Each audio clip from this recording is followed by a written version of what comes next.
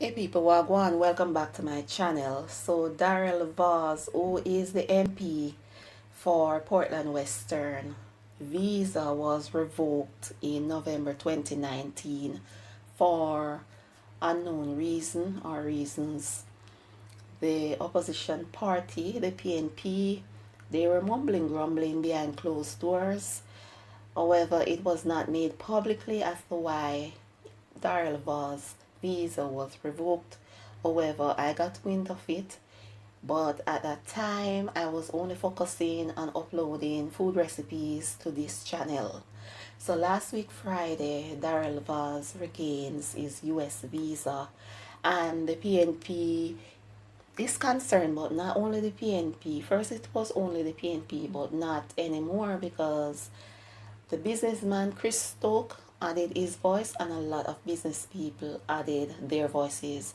They want clarity surrounding Daryl Vaz visa, because, you know, a waiver granted. What they're really concerned about is the waiver granted in the visa, because Mr. Vaz was issued with a 1-year multiple entry B1 B2 visa that contained an annotation that treats with suspected control or listed substance trafficking. You don't know, say Daryl Vaz has a questionable background, allegedly. Let me slide that in there, sir.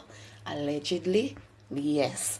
So, of course, he has repeatedly denied any wrongdoing and said accusations made against him are baseless. You know, so all people are saying are that, Daryl Vaz should explain honestly the circumstances relating to the waiver under which he has received the 1-year US visa.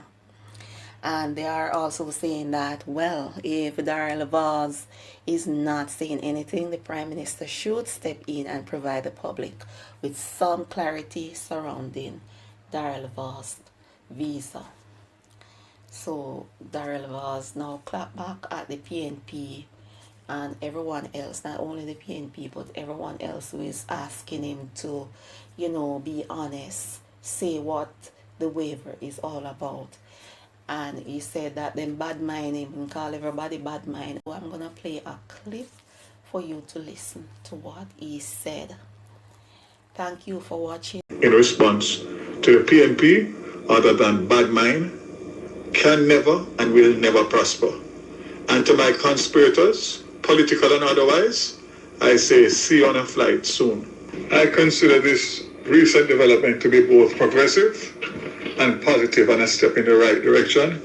And I would like to extend my appreciation for the courtesies that have been extended by the U.S. Embassy in Kingston, Jamaica. When my visa was revoked, I made a statement and committed to the people of Jamaica that I would keep them informed on the progress of my appeal. Well, that's what I have done in an open, transparent, and honest way, the only way that I know. And I have been fulsome in the disclosure of the visa and the type of visa that I have received. I know it will be expected for me to play the political tit for tat in this situation, but I would never do that, as I would never wish for anybody to go through this saga.